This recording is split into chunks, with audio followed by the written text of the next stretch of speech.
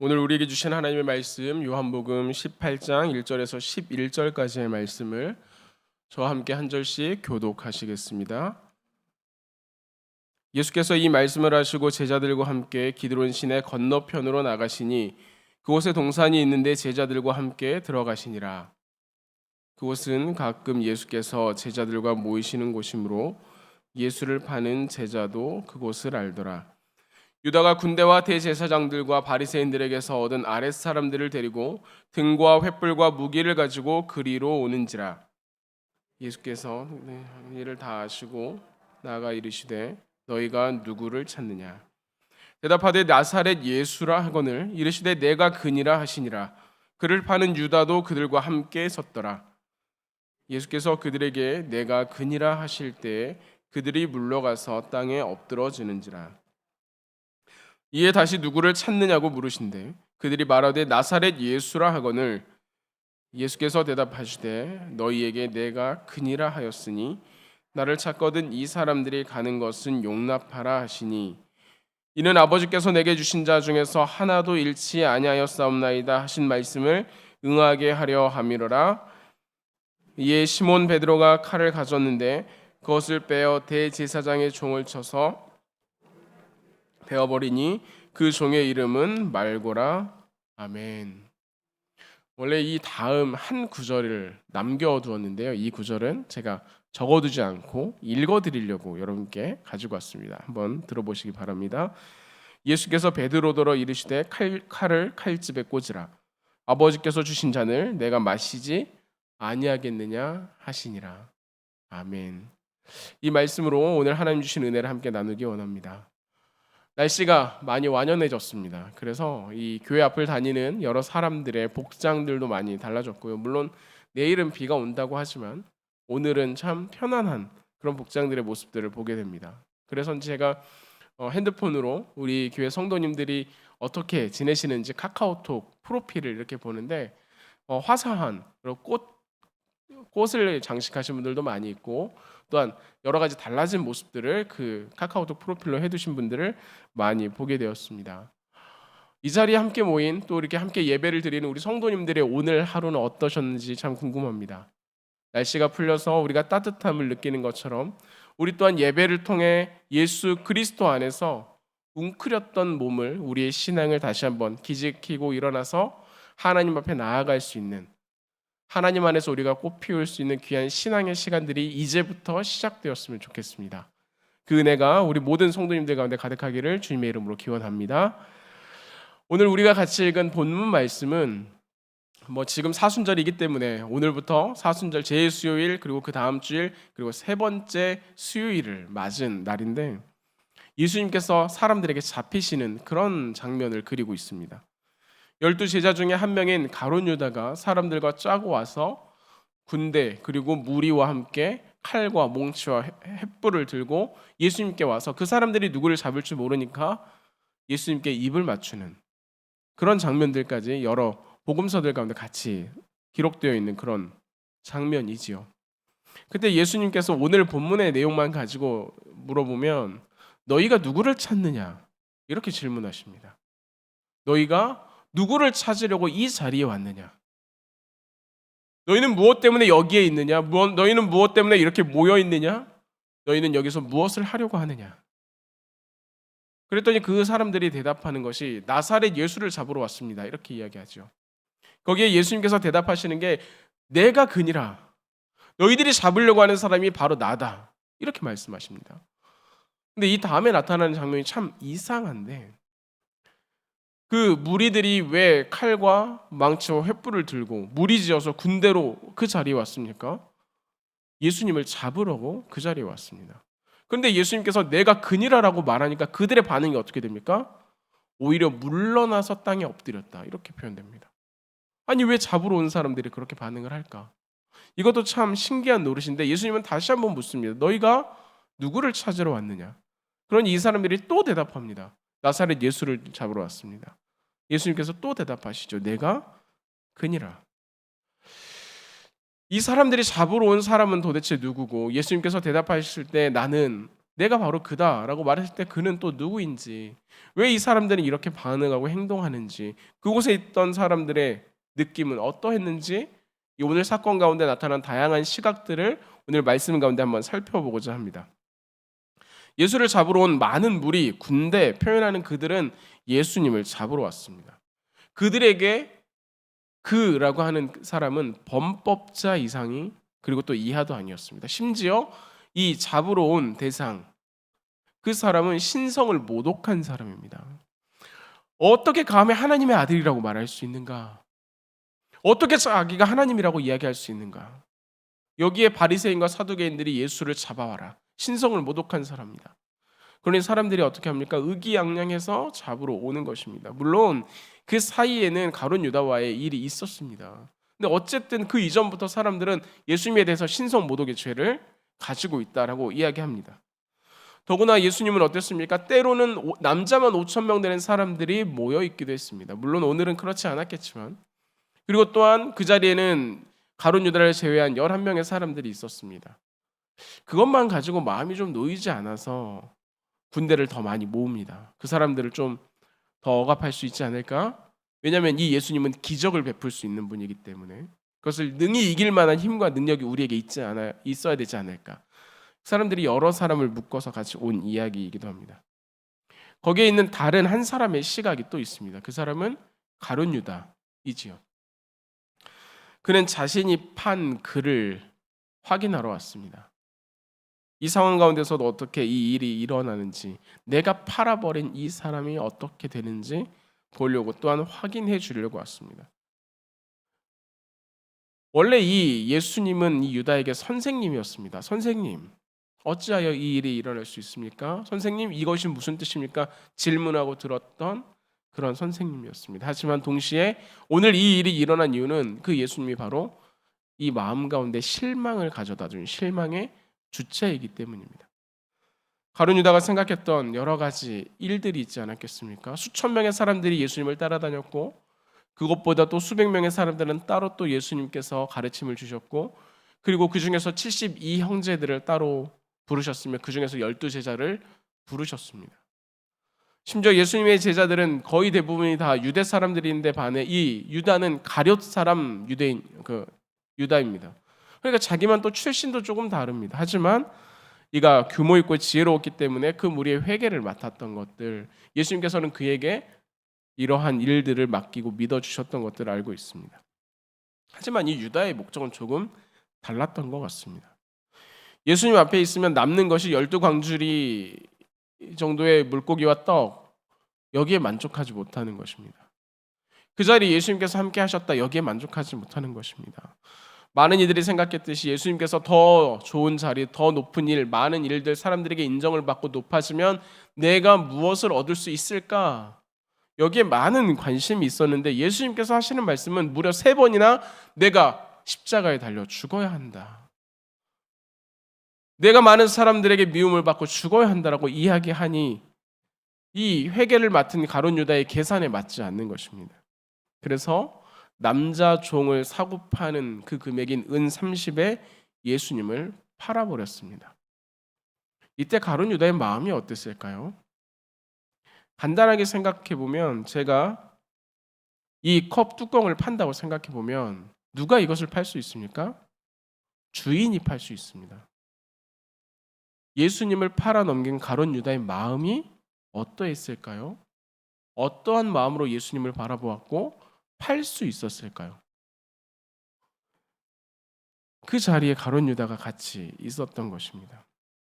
그리고 이 유다가 빠지고 남은 11명의 제자들도 그 자리에 있었죠. 여러 사람들이 몰려오고 가룟 유다가 예수님을 이렇게 팔아 넘기는 장면들을 보면서 이 제자들이 느끼는 바는 무엇이었을까요? 그 중에 한 사람 베드로의 마음 가운데는 분이 차올랐습니다. 그래서 그가 가지고 있던 칼을 빼서 대제사장의 종 말고의 귀를 잘라버렸습니다. 예수님은 이들에게 지켜야 할 분이었습니다. 너희가 누구를 찾느냐라고 말하는 그 누구가 무리에게는 범법자요, 가룟 유다에게는 팔아 넘긴 대상이자 실망의 주체요, 이 11명의 제자들에게는 우리 선생님, 내가 지켜야 할 분, 그렇게 인식하고 있었다라고 하는 것입니다. 그러니 이 말고를 공격할 만큼 우리 그룹을 지키고자 하는 그 마음이 이 제자들에게는 있었습니다. 물론 지금 이 세상에도 그때와 같은 시각들이 존재합니다. 먼저 말한 무리와 같이 예수님을 반대하여 잡으려고 하는 이들이 있습니다. 예수님뿐만 아니라 기독교 그리고 교회에 대해서 일거수일투족을 바라보면서 꼬투리를 잡으려고 하는 사람들이 있습니다. 그 안에 하나님의 진리와 하나님의 은혜와 하나님의 이끌어 가시면 전혀 관심이 없고, 인터넷에 올라온 글을 보면 제목만 보아도 무슨 말을 하려고 하는구나 알 만큼 그들의 미움과 그들의 감정과 그들의 분노가 가득한 내용들이 있습니다. 그들은 예수 그리스도라는 글자만 보아도 세상의 가치를 어지럽히는 그런 범법자, 여기에 불과하지 않습니다. 그렇기 때문에 지금도 여기에 대해서 공격하고 잡아야 할 대상이라고 이야기하는 것입니다.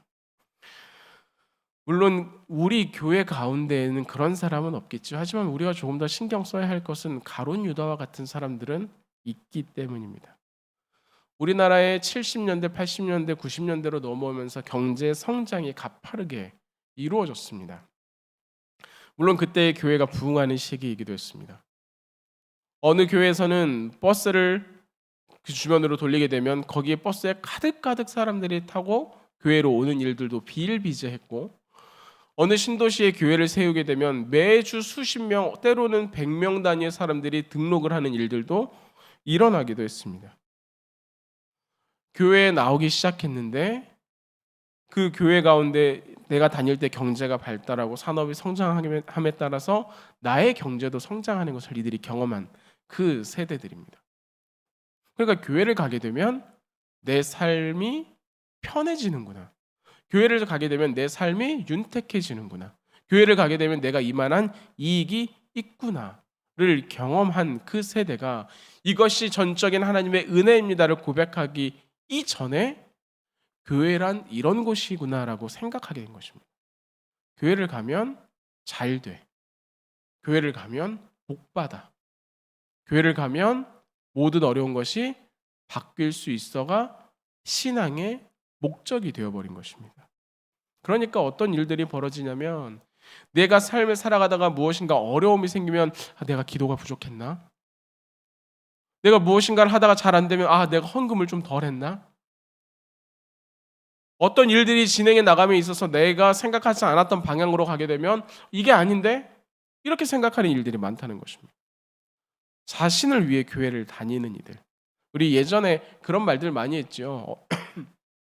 어디 가세요? 교회 다녀요. 교회를 다닌다는 이 표현을 이제 바꿔야 된다. 예배를 드려요. 이런 식으로 바꿔라, 이렇게 이야기도 많이 했었는데, 정말로 자신을 위해 교회를 다녔던 사람들, 그분들의 헌신은 엄청납니다. 왜냐하면 그러면 나에게 복이 올 거니까. 열심도 엄청납니다. 그러면 나에게 이익이 올 거니까. 그런데 반면에 많은 부분 자신에게 주어진 명예나 부가 달라졌을 경우 하나님을 향한 믿음도, 예수 그리스도를 향한 그런 고백들도 등을 돌리는 경우가 많다는 것입니다. 내 삶을 살아가는 그것이 신앙의 주체요 목적이 되었기 때문입니다. 그러니까 예수 그리스도는 나를 위한 도구에 불과한 그러한 신앙을 가진 사람들도 있다는 것이죠. 물론 열한 제자와 같은 성도들도 있습니다. 교회 오래 다니다 보니까 내가 교회인지 교회가 나인지 모르게 되는 경우, 그래서 그분들의 그 마음이 교회를 세워가는 경우가 참 많이 있습니다. 교회에 힘든 일과 어려움이 있으면 교회의 자리를 지켜서, 오늘도 제가 중간중간 내려와 봤더니 1000시간 기도에 곳곳에서 교회를 위해서 같이 기도하시는 분들이 계셨습니다. 그 기도가 교회를 세워가고 한 영혼을 세워가고 우리 가운데 하나님의 일들이 일어나게 만드는 그 헌신함이 있기 때문입니다. 그런데 가끔은 그것이 조금 지나쳐서 어떻게 되냐면, 교회를 향한 하나님의 뜻이 무엇인가를 찾기보다는 이제는 내 뜻이 교회의 뜻이어야 되는 그런 경우가 생기는 것입니다. 우리 선생님을 잡으러 온 사람을 그 귀를 잘라버린 베드로와 같이 그 사람을 바라보는 예수님의 뜻은 전혀 상관없이 내가 가지고 있는 생각과 나의 혈기가 먼저 나와서 나의 일을 하는 것입니다. 그리고 예수님을 향해서 왜 내가 잘못했는지를 묻는 것입니다. 예수님의 마음이 이 제자들에게 온전하게 전해지지 않았던 것처럼 성도들 중에서도, 우리들 중에서도, 저도 나의 뜻이 온전하게 이루어져야 예배를 드릴 만하다라고 여긴 그런 모습들이 있는 것입니다. 근데 여기에 빠진 한 가지 시각이 더 있는데 바로 예수님의 시각입니다. 기도하러 산에 올라오신 예수님께서는 그 자리에서 만나는 이 세 무리가 있습니다. 나를 잡으러 오는 군대, 그 군대들 뒤에 숨어서 멀찍이 나를 보고 있는 나를 판 제자 가룟 유다, 그리고 그들과 대치하여 서 있는 11명의 제자들. 예수님께서는 이 땅에 왜 오셨는지를 분명하게 알고 계셨습니다. 하나님께서 나를 왜 보내셨을까? 여기에 대해서 예수님은 정말 잘 알고 계셨습니다. 그래서 이 일을 지금 이 산에서 이 사람들을 만나고 이 난리가 나기 이전에 예수님께서 산에 올라가신 이유는 하나님, 나에게 주어진 이 일을 내가 감당할 수 있을까요? 하나님, 이 잔을 내게서 지나가게 할 수도 있지 않으십니까? 그러나 하나님, 이것이 하나님의 뜻이라면 제가 감당하겠습니다. 이것을 고백하는 것이 그 기도의 자리, 그곳, 그 시간이었던 것입니다. 그리고 이제 그들을 만난 것입니다. 그곳에서 예수님께서는 자신을 잡으러 온 군대에게 말씀하십니다. 너희가 찾는 사람, 너희가 잡으려고 했던 사람, 너희가 이 산까지 굳이 올라와서 애쓰고 노력하려고 했던 그 사람이 바로 나다. 예수님의 입장에서 그 군대는 이제 하나님의 뜻이 시작되는 시작점입니다. 이 모든 사람들을 위해 십자가를 지셔야 하는 하나님의 뜻 가운데 이 예수님께서 이 잔을 마시는 그 시작점이 이 군대를 통해서 나타나는 것입니다. 이제 채찍에 맞고 가시 면류관을 쓰고 십자가에 달려 돌아가시는 예수님께서는 고난과 고통의 자리에 있지만 그것을 통해서 나를 잡으러 온 이 무리를 통해서 하나님의 일이 이제 시작됨을 고백하시는 것입니다. 그러니 이 무리를 바라보는 예수님의 눈은 아마 무리가 예수님을 바라보는 시선과는 조금 달랐을 것입니다. 이제 하나님이 이들을 통해 일하시는구나.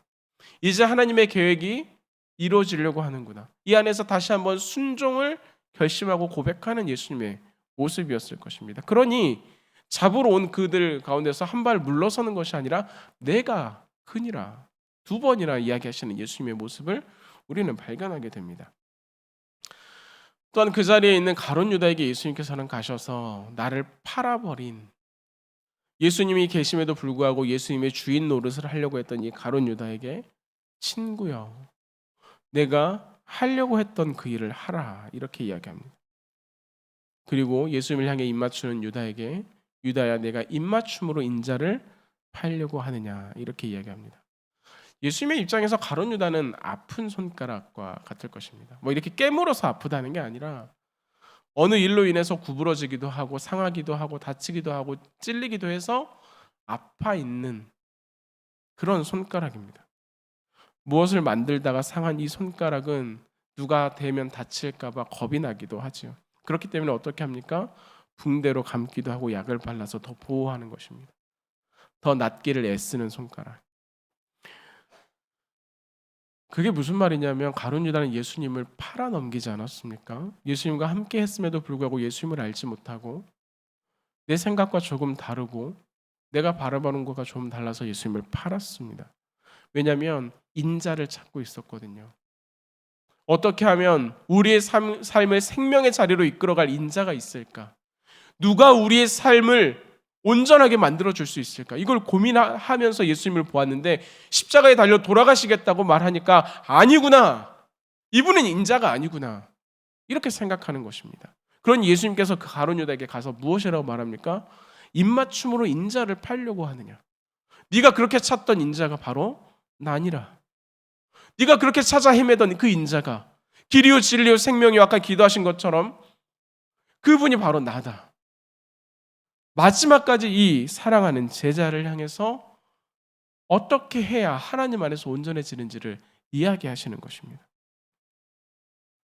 그리고 또 한 그룹 11제자가 있지요. 예수님께서는 아마 베드로를 비롯한 다른 이 11명의 제자들은 둥지를 떠나보내야 하는 어린 새들처럼 보일 수 있습니다. 더 이상 함께하지 못할 것을 알기 때문에 이 산 위에는 같이 있지만 예수님께서 무리들에게 잡혀서 대제사장의 집으로 끌려가서 거기서 신문을 받을 때는 단 한 명의 제자들도 예수님을 쫓아가지 않았고 한 제자만이 멀리에서 보다가 또 베드로만이 그 안으로 들어갔다가 3번이나 부인했던 그 일을 예수님께서는 아셨기 때문에 이제 이 제자들에게 어떻게 해야 될지, 어떻게 살아가야 할지 유언과 같은 말씀을 남기시는 것이 아버지께서 주신 잔을 내가 마시지 않겠느냐. 하나님의 뜻을 알기 위해 땀이 피가 되도록 기도하신 예수님. 그 예수님에게 조금 떨어진 자리에 이 제자들이 있었습니다. 근데 이 제자들은 너무 피곤해서 그 자리에서 잠이 들었지요. 첫 번째 오셔서도, 두 번째 오셔서도, 세 번째 와서도 이 제자들이 자고 있는 것을 예수님이 발견했습니다. 그리고 이제는 자고 쉬어라 이렇게 말씀하시지요. 그럼 이 제자들은 나의 피곤함이 예수님이 왜 저렇게 기도해야 되는지 그것을 덮어버렸습니다.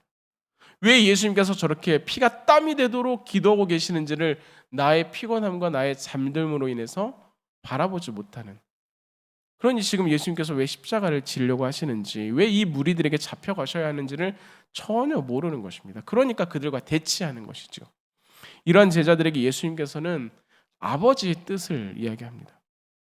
교회라면, 우리가 예수 그리스도를 믿는 하나의 공동체를 고백한다면, 예수님을 따르는 참된 제자라고 한다면 내 뜻대로 나의 혈기가 나서 칼을 들고 귀를 자르는 것이 아니라 나의 주인 대신, 나의 스승 대신 예수님의 뜻이 무엇인지, 나에게 은혜를 주시는, 내 삶을 이끌어 가시는 하나님의 뜻이 무엇인지를 물어봐야 하지 않겠냐. 그래서 내가 이 잔을 마시지 아니하겠느냐, 이렇게 물으시는 것입니다. 우리 역시 그 잔이 내 앞에 놓였을 때 마시지 아니하겠느냐 물으시는 것입니다. 그리고 제자라면 예수님과 같은 걸음을 걸어가는 것이 맞다고 말입니다. 예수님께서는 이 성경 말씀을 통해 우리에게 무리와 같은 사람이 되지 말라 이렇게 이야기합니다. 무리와 같은 사람이 되어서 교회와 상관없는, 교회에 다니지만, 교회에 있지만, 어느 그룹 가운데 있지만 내가 그것을 보고 판단하면서 예수 그리스도와 상관없는 삶을 살아가는, 교회를 다니면서도 그런 분들을 우리가 많이 보지요. 교회 안에서는 예배는 참석하고 계신 것 같은데 문 밖을 나서면, 또한 회사에 가면 교회와 전혀 다른 삶을 살아가는, 그 안에서 다르게 바라보고 때로는 범죄자를 대하는 듯이 이 땅 가운데 이 세상의 가치가 하나님의 가치보다 더 큰 이들을 발견하곤 합니다. 우리에게 그런 사람이 되지 말라고 이야기하시죠. 또한 예수님께서는 이 사건을 통해서 우리에게 가룟 유다와 같은 사람이 되지 말라고 이야기합니다. 교회를 도구 삼아 사용하는 사람. 내가 이렇게 하면 하나님께서 이런 은혜를 주실 거야. 내가 이걸 하지 못했기 때문에 하나님께서 나를 미워하시는 거야. 이런 기본적인 것 외에도 하나님과 거래를 하려고 하는 신앙이 아니라 그 하나님을 신뢰하는 신앙으로 나아가야 한다. 우리가 그렇게 세상에서 찾아 나가는 무엇이 옳은 방법이고 좋은 것인가, 인자는 어디 있는가? 예수님께서는 가룟 유다에게 인자가 여기 있다라고 말씀하십니다. 또한 예수님께서는 하나님을 향한 열심, 예수 그리스도를 향한 열심, 교회를 향한 열심이 있는 우리에게 열한 제자와 같은 오류를 범하지 말라고 이야기합니다. 우리는 나의 뜻을 실현하고 나의 이익을 보호하며 나를 위해 공동체에 머무는 것이 아닙니다. 때로 가끔 교회에서 보다 보면 이 자리는 내 자리인데 왜 네가 앉았냐 이렇게 말씀하시는 분들이 있어요. 이 서랍 속에 내 물건을 넣는 건 됐지만 너는 안 된다고 말하는 분들도 있습니다. 오랜 시간 교회를 다니면서 나는 이 교회에서 이제 이렇게 해도 되지만 너는 안 돼, 이렇게 말하는 경우도 많이 있습니다. 하나님의 뜻인가 하나님의 뜻이 아닌가를 생각하기 이전에 내 입장에서, 내 상황에서 나의 혈기와 나의 뜻이 더 앞서 있는 그런 모습들. 예수님께서는 우리에게 다시 한번 물으시지요. 이 잔을 마시겠느냐? 예수님께서 가셨던 그 길을 따라가겠느냐? 그 자리에 모여있는 그 사람들, 처음에 모였을 때 예수님께서는 그 무리들에게 너희는 누구를 찾으러 왔느냐 이렇게 물으셨습니다. 그 질문을 우리가 한번 다시 생각해 보았으면 좋겠습니다.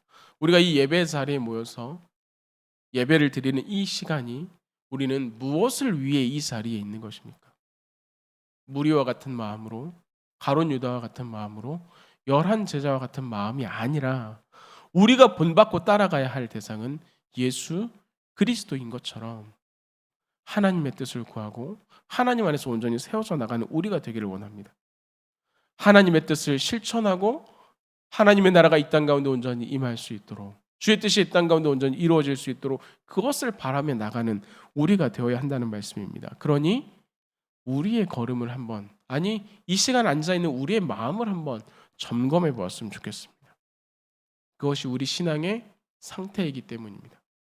시간이 오래되었다고 해서 제대로 숙성되는 그것이 아닐 수 있습니다. 이제 시작되었다고 해서 그것이 부족한 것이 아닐 수도 있습니다. 오래되었지만 성숙하지 못하고 부패하는 경우도 있고, 새롭지만 다양한 기능과 기술을 가지고 있는 새로운 물건들도 있는 것처럼 우리는 늘 우리를 돌아보아서 우리의 걸음과 우리의 생각이 하나님 안에 온전한지를 살펴야 한다는 것입니다. 그래서 우리가 길을 가고 우리가 머물러 있고 우리가 하나님 앞에 살아가는 그 모든 걸음이 하나님께 기쁨이 되어서 정말 그 무리가 그 자리에 예수님을 잡으려고 할 때 누가 그 중에서 하나님이 원하시는 모습을 가지고 있는가, 그 사람들이 우리가 되었으면 좋겠다 생각합니다. 다른 것이 아닌 예수님을 닮아가는 사람, 그 은혜가 우리 모든 성도님들 가운데 가득하기를 주님의 이름으로 기원합니다.